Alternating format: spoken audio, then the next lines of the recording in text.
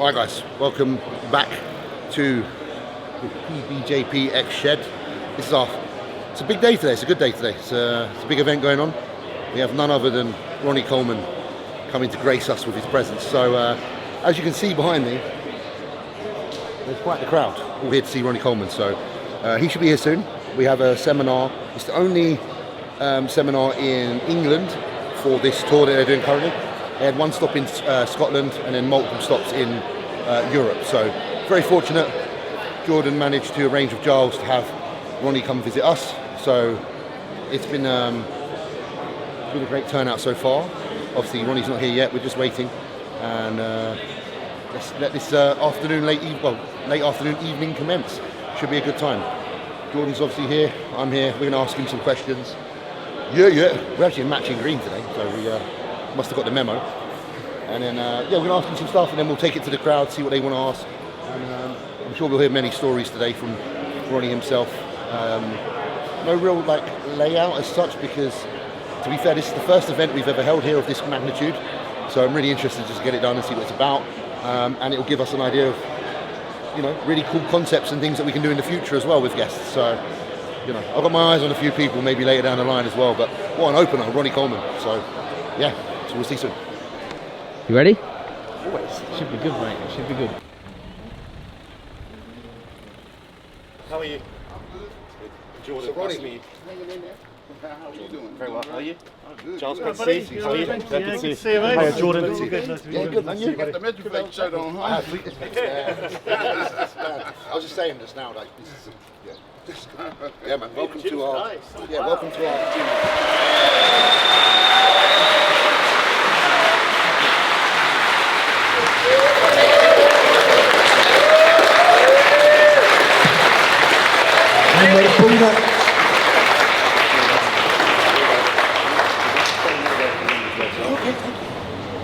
I just want to welcome Mr. Ronnie Coleman to the gym. Oh my God. Again, I don't know if one clap's enough. We should go for one more round of clapping there. Let's go for another round of clapping, guys. Let's do it.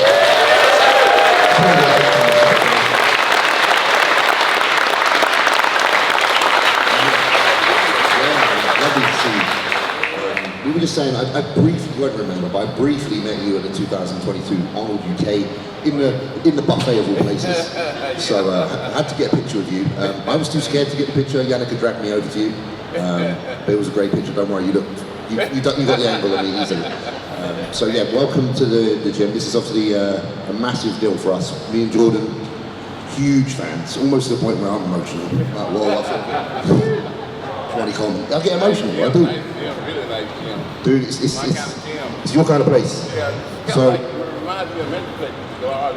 man, I've trained in Metroflex a few times. I love it, and there's a lot of inspiration for this place. So I'm going to pass the mic over because, listen, I don't really know where to start. Do you want to start anywhere? Or should we just give Ronnie the mic and just say, let's go? We got some questions we will be firing at you, but I just want to hear some stuff, really. So the guys can do some questions from the audience first. Right, I'm going to pass over the mic, everyone. And dude, it's just free flow. There ain't no pressure. We just have a fun time today. So, yeah, man, appreciate it. Okay. First of all, let me apologize for being late. Sometimes anything that can go wrong will go wrong. So, better late than never. But now that I'm here, I'll just be sure to reassure you guys, I'm in no hurry to go nowhere, so we're going to get everything done. We're going to get everything taken care of. We're going to answer as many calls, as many questions as we possibly can, and we're going to do a meet and greet. And we're going to have a lot of fun, and everybody's going to leave here very, very happy.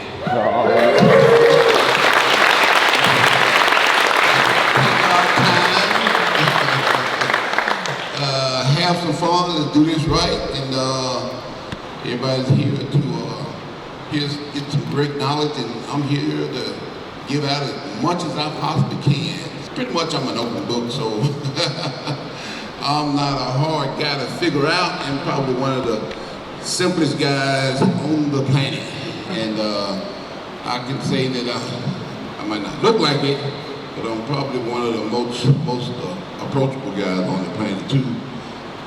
And last but not least, I am definitely one of the happiest guys on the planet. Yeah, buddy. There's no such thing as depressed Ronnie. That doesn't really fall in my category. I'm always happy. I've had the best life ever. I mean, if I'd have lived my life the way I wanted to, I probably wouldn't have a good life. But thank God that God is in control and God has brought me here, and I am glad to be here with you guys tonight. So let's, like I said, let's have some fun. Let's enjoy it. Let's get as much knowledge as we possibly can. Like I said, I'm an open book. You can ask me anything you want. I guarantee you, if I don't have the answer to it, I'll look it up. You know, we got Google now. Start the stage. Oh, a very serious question to ask you. Okay, well, let's go with that. So my question is a very, very serious one, guys. And any of you that watch Ronnie's content, you'll understand the severity of this question. Ronnie, how much money did you spend a year on Masterpiece barbecue sauce? Let's say I spent a ton of money on Masterpiece barbecue sauce, but I put it on just about everything that I could to make food flavorful and tasty. And it was one of the most important things in my diet. Because I probably couldn't have survived without that, you know. Diet food is very, very boring, very unflavorful. So anything that I can add to it, make it just a little bit better, hey, I got to get it on there. So I spent probably hundreds of thousands of dollars on Masterpiece over my like a 20-year career or whatever. But it was well worth it. So to me, you know, my diet, the food was so good. First of all, my mom cooked all of my food, and you know, moms are the best cooks in the world. At least mine was, I'm quite sure. But most people would probably agree with me. But you know, I really enjoyed my diet, and I had a lot of fun with it. And like I said, it didn't really seem like I was on a diet. And when you're doing something that you truly love doing and you have a lot of passion for it, it's really like, really not working real hard. They say when you have passion for something,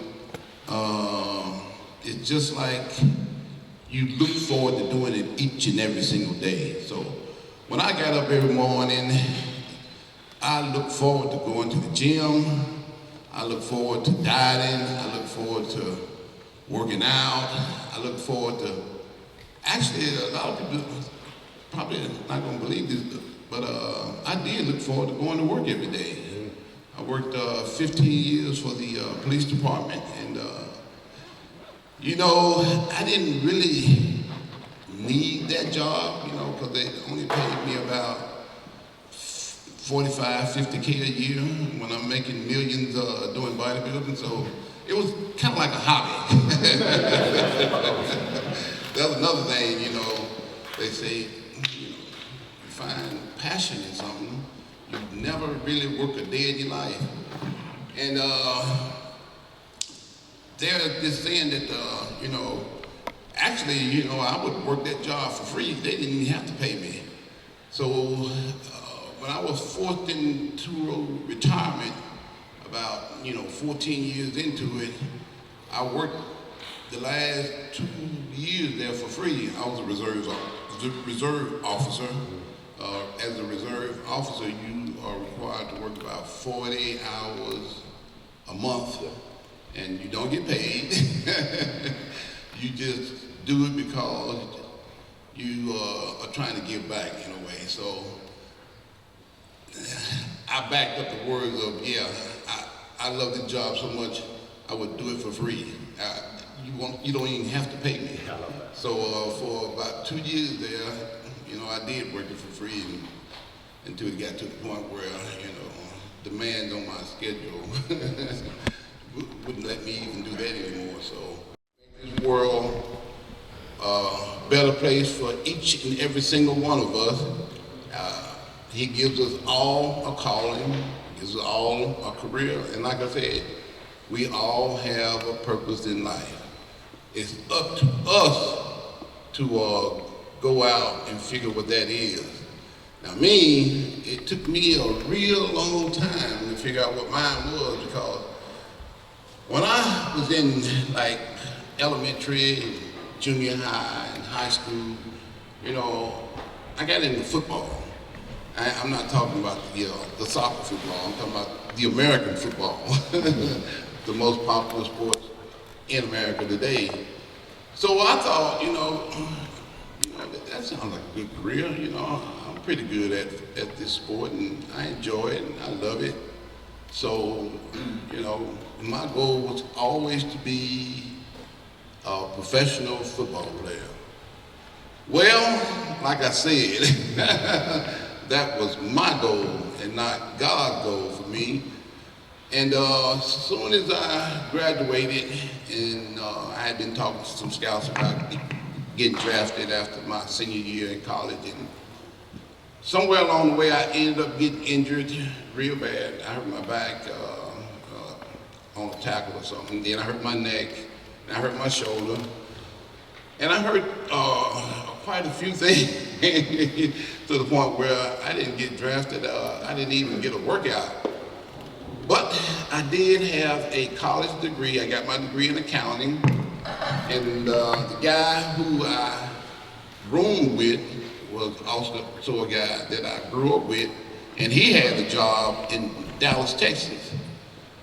Now, I was born and raised in a small city in Louisiana called Bastrop, Louisiana. We only had about 15,000 people, and there was no way in hell I was gonna live in Bastrop, Louisiana with a population of about 15,000 people for the rest of my life. So I followed him to Texas and figured I was gonna get a job in accounting.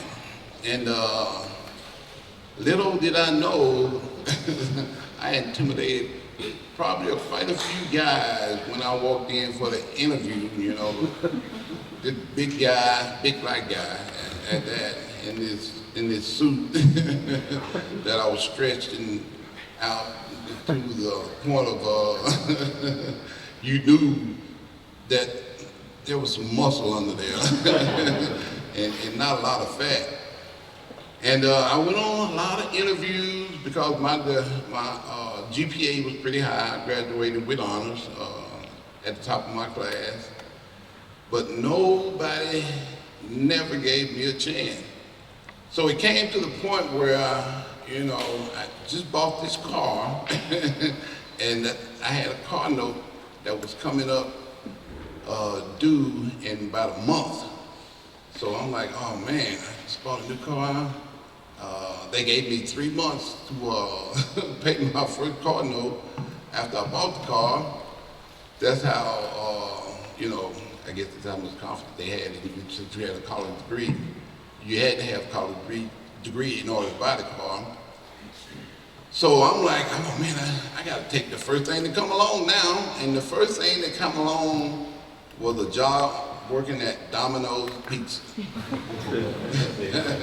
I gotta pay the car note. And at the time, they were the only one that didn't need experience, and I needed a job really bad.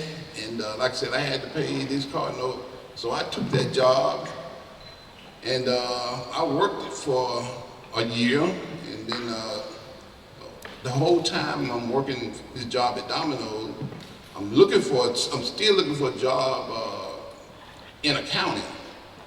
Well, I didn't make enough money to pay my car note, the rent, car insurance. So I ended up getting a second job, and that job was delivering newspapers.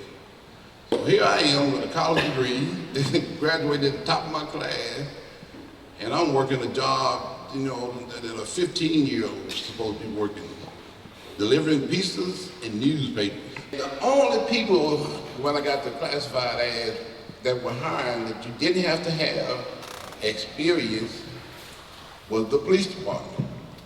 And I thought, that seemed like a pretty good job. It was the best job ever for me. And it's a job that, like I said, I look forward to going to each and every single day. It's a job that I work for free. It's the job that I still miss doing today. So you never know what life will bring you until you get into it. But as long as you got a positive attitude, you know, and have faith in yourself, and you are willing to do whatever it takes to get the job done and pay the bill, you have hope and you have a future. I think Jordan has another question as well. We will move on to the audience as well. I think we're just being greedy because we've got some private questions.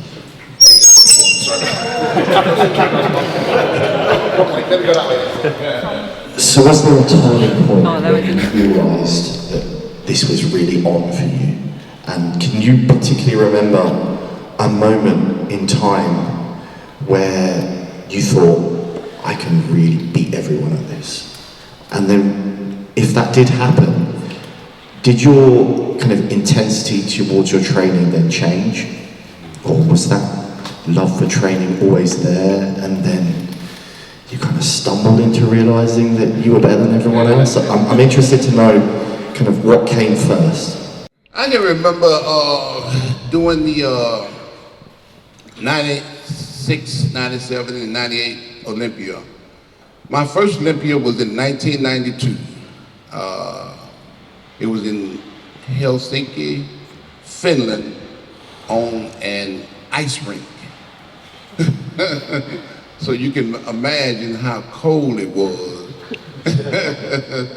doing your first Olympia on an ice rink. And believe me, it was extremely freezing cold. But I didn't even get a call out. I don't even think the judges saw me on stage, because the whole time I was there, I just pretty much just stood there and watched the show. So I can say I had one of the best seats in the house. But it wasn't the seat that I really wanted, you know, being a competitor. But, you know, I had a lot of fun. I had a great experience. And it was something that I never thought I would ever do. How I got into the sport of bodybuilding is, you know, one day I was at work, and one of the guys who I was working with noticed, you know, I was kind of big. He's like, "What gym you work out at?" I'm like, "I'm not at the gym, I'm working out at the station." It's like, "Oh, dude, that's not enough weight for you. You need to come to the gym I work out at." I'm like, "What's the name of it?" He's like, "Oh, Metroflex Gym." I'm like, "Dude, yeah, I'll meet you there tomorrow." He's like, "Oh man, you need to be out here competing. You really good in this sport." I was like, "Nah, I'm gonna have to pass on that one, Brian, because I just got this job at the police department, and I heard those guys, you know, that they have to take drugs, and they have to, most importantly, they have to diet." You know, at the time, I was used to eating hot dogs and hamburgers, pizza. Yeah, when I worked at Domino's, you know, I ate pizza every single day. I ate so much pizza, I got tired of it. So Burger King was next door. I wonder if they tired of eating hamburgers. So I called Burger King up, "Hey, y'all tired of eating burgers? I want to trade pizza for hamburgers." They're like, "Yeah, let's trade." So I thought trading, you know, pizza for hamburger. Well, I got tired of eating hamburgers after a while. But right next to them was Taco Bell. So, you know, me being me, you know, I'm like, hey, y'all tired of eating tacos? We definitely trade because I'm tired of eating this pizza. They're like, yeah, so I started trading tacos for, you know, pizza and so on and so forth. It was like a food court in that area. So back in those days, I ate a lot of junk food, you know, a lot of stuff that you can't eat on a diet. So I didn't think I had a prayer being on a diet. But Brian, being the guy he is, he just kept after me for like the next 2-3 days, he kept telling me, man, you should really get this bodybuilding thing, you know, a chance. I really think you do good at it. I'm like, dude, I already told you, you know, I work for the police department, and you know, that's not something I can get into.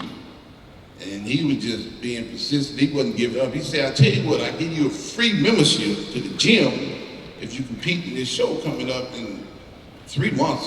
He said, I got you a pole, diet, everything. It'll be easy. I'm like, dude, you should live with that. You know, so I'm free, you know, I'm kind of poor right now, you know, struggling to pay my car note and insurance. But that free was very attractive. So that's how I got into bodybuilding. Brian gave me a free membership to the gym. So I'm like, there's no way I can lose out on this. Well, come my next year, Olympia '93, I didn't even qualify. You had to place in the top 3 in a regular pro show, or you had to place in the top 5 in the Olympia the year prior. '94, I finally placed 3rd in a pro show and went back to the Olympia, and I got 15th place. I'm like, wow, moving on up. This is great. '95, same thing. I finally won my first pro show in 1995 in Canada. Went to the Olympia and got 11. So, you know, things are really looking up for me. Well, 1996 rolled around, and I went another show in Canada. Canada really liked me back in the day. So in '96, I think I placed 7th in the Olympia. And I think they moved me up to 6th after they drug tested us back in those days for diuretics. And NASA kind of like, he got 2nd. I weighed guy about maybe 50, 60 pounds. You can name names. Lee Priest. Lee Priest. Man, something right here. So I go on to the Arnold Classic, and man, Lee has beat me again. I'm like, oh, I think I made a mistake and got into the wrong sport. And I can remember like it was yesterday. I went back to my room. I was a little sad, you know, getting beat by a guy that's like 4'11" and I'm almost 6 feet tall. You know, barely 4'11", but that. And I looked at my girlfriend, I'm like, you know what? I really don't need this bodybuilding thing. I got a good job working for the police department, and you know, they paid me good money, and you know, I got nice cars, I got my own house and everything. And she looked at me and she said, boy, shut up. And I thought about it for one quick second. I'm like, damn, if I quit bodybuilding, I'll lose my free membership to the gym. And she got a point there. Needless to say, you know, I didn't quit. I ended up going to the Olympia again that year, and that year I went all the way from 6th to 9th. Well, I had already had the pity party, and that was over with, so might as well continue, because we all know what happened in 1998. You know, I finally won my first Olympia after, what, oh man, almost 10 years in the sport. So, like I said, You know, we all have a calling in life. It's up to us to figure out what it is. And I think when I won in '98, I caught a lot of people off guard, including myself. So I'm like, you know, what if that was just a fluke? What if I just got lucky? So in '99, I'm still nervous, you know, and I'm still not sure, you know, that I was the right guy. And I'm quite sure the guys were thinking that same thing. He just got lucky. Well, in 1999, we all know I won again. Yep. And like I said, I'm still not quitting my job at the police department because I don't know what's going to happen. Well, the year 2000 rolls around and I go in and I win another one and I think, okay, I think I'm on to something here. Free victory. I think I'm on to something here. So, I'll say about 2000, the year 2000 is when I realized that, yay. Yeah. I think I got a good thing going, and I'm way ahead of these guys. I don't think nobody's gonna be able to catch me for a few more years at least. Ronnie, can I say something? Yeah. It's mind-boggling that, you know, any of us, you know, you win one Olympia, you start, you'd probably be quite like, okay, I think this is something I could be good at. Ronnie just goes and like, here's the win 3 before he's like, yeah, I think I might be right. It's like crazy. And obviously we know him, like, you beat some incredible, you beat, you know, Kenneth Wheeler, Flex Wheeler, who was the heir apparent. Yep. You know, after Dorian, everyone had their eyes on him. In '98.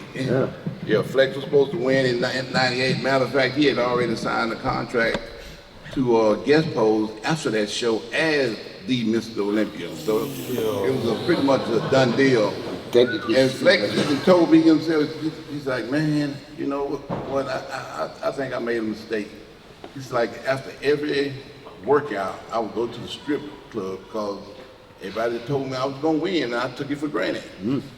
Not knowing that you was out there working your ass off.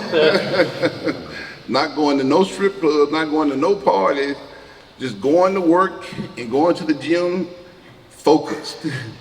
And I took it real serious because at the time, a few people told me, you know, they thought I had a chance. And I'd never heard nothing like that before, especially for somebody who, you know, got into the sport for a free membership to the gym. I'm like, oh, you really think I got a chance? Let me take this serious and give them my best shot. And I can even tell you that Flex is the guy who was responsible for me hooking up with the guy that I hooked up with to get ready for the Olympia. Yeah, Chad Nichols. I was talking to him on the phone one day. He's like, man, I found this new guy. His name is Chad Nichols. Like, you really need to get with him. He can probably get you, you know, to the next level. Oh, you think so, Flex? Yeah, I know he can. He's that good. Chad changed everything I was doing. I mean, he changed my whole diet. He changed the way I was training. He changed everything. What's really refreshing to hear is just the simplicity of the kind of like the path you've taken, and that you just don't overcomplicate anything. Nope. And it's like the bodybuilding that I started when I first loved it, because you were one of the first bodybuilders I actually looked up when I first started.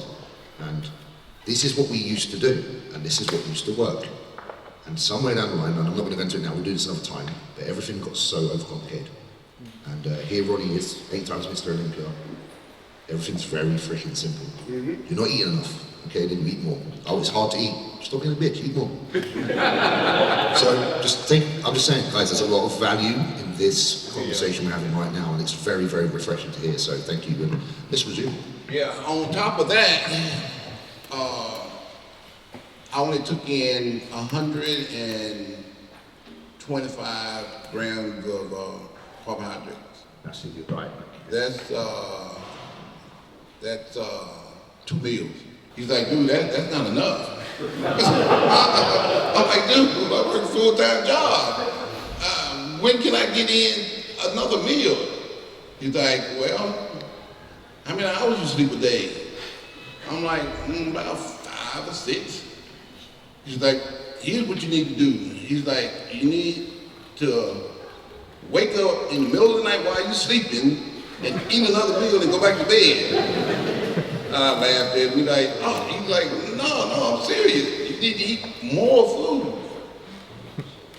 I'm like, man, I don't think I can do that. He's like, well, if you want to win, that's what you got to do. So what I would do, I tried everything, you know, because Flex told me the guy was good. And Flex was winning everything at the time, so I'm like, okay. He seemed to know what he's talking about, so let me give it a try. So what I did was I would get to bed after I got to work, got off from work at 11 o'clock. I would go home, I would do another cardio. I had another hour cardio to do. I had to eat and shower and all this and that. And then finally got to bed about 3 o'clock, maybe 4 o'clock. So I said, okay, let me sleep about 3 hours, wake up, eat, and go back to bed. So I would wake up at 7 a.m. every morning, eat a meal, I'd go downstairs, you know, cook my grits and my protein shake. I would do that for an hour, from 7 to 8, and I would go back to bed from 8 to 11. And that's how I got 6 meals a day. So, So, you know when you used to do the videos of like the mock videos, let's see. Yeah. Because we only really used to see, because you'd show your food, but you'd only show a certain amount. And is that because that other one was at a really inconvenient time that he wasn't around to film it? yeah. Okay, that's why. Because I was like watching the videos and I was like, I know he eats more than this. Yeah. And that's why. That makes sense. Mitch was kind of sleepy. He could get up at 7 o'clock, you know, and film me and go back to bed. So yeah, that's how I got 6 meals a day. What happens in 2003 is what a very high percentage of people think was the ultimate Ronnie Coleman. Yep, exactly. That changed me in more ways than one. So like I said, I went to the gym every day with the attitude of, oh, they want to go to war. Okay, I'm the right guy to take them to war. Was that year the year where you really took it up a notch with how strong you were? Like, because do you believe more strength, more muscle? Yep. So it was just like, let's go. That's when I did 800 for 2 on the 5 feet up. That was the deadlift. That's the deadlift. Yeah. But actually, the 800 was on the squat was about, I think, July. You had more in you. So I was in all season, yeah. You were like, I had more in you. I was a lot stronger, and that's one of the only regrets that I have. Yeah. The way that moved when you watched it off. Yeah, I'm like, man, that was lighter than I thought it was gonna be.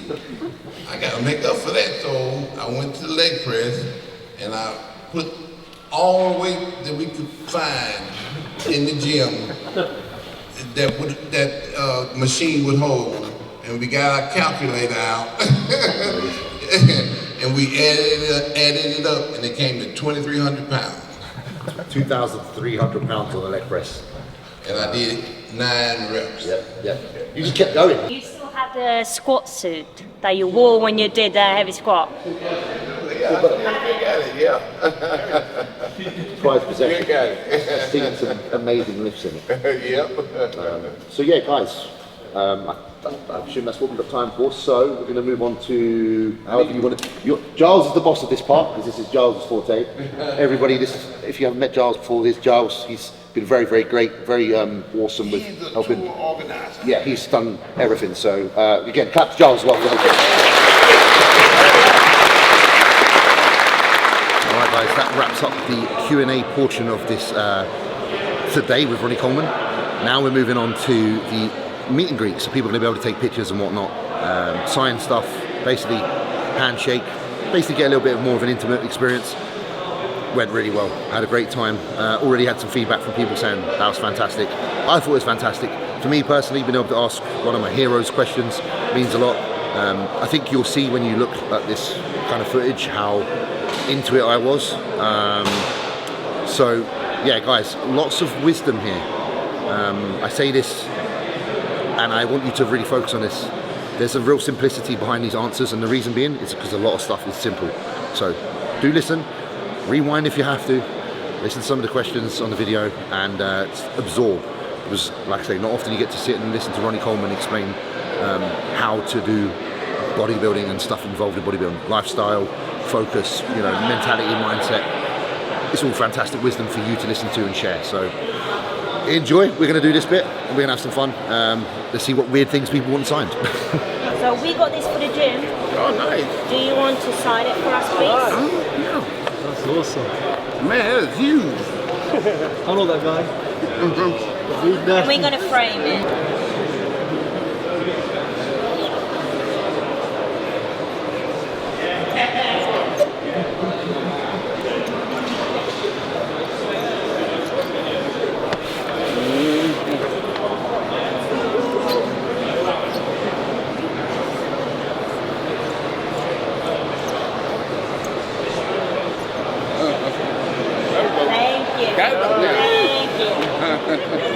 Okay. Let's go. Ready? We ready? How are you doing then? I'm doing good. What about you? That'll work. That will work. We're going to take out. You've been working out? I think so. That's enough time. All right. Nice to meet you, man. Nice to meet you.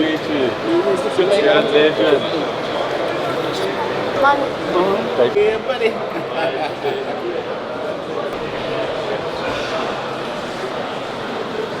All right. There you go. You're welcome. Y'all have a good one. Thank you for coming out. Don't forget, time to join that gym. Time to start working out. Time to get big. Hey, you know, you got the secret. You gotta eat. You gotta eat. That's the hardest part. It ain't the working out, it's the eating. How you doing today? Doing all right? We're coming from Austria to see you. Oh, wow. Hello, how you doing today? You doing all right? Nice to meet you. How you too? Thank you very much.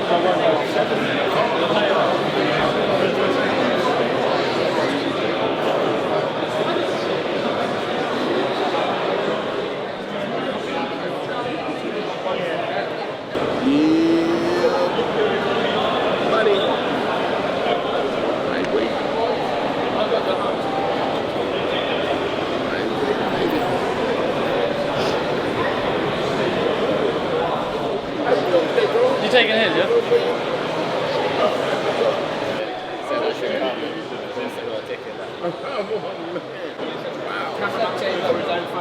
Oh, okay. How you doing today? Great, yeah. Oh, man, I'm here. Yeah, I'll for sure. I'll just take it's fine. Yeah, buddy. Wait, baby. I'll do your Okay. Thanks for coming out, my friend. Oh, pleasure all been mine. Well guys, that comes to the end of the video. Just a couple of things to say before we leave. Just on a personal note, one, thank you to everybody that kind of came along.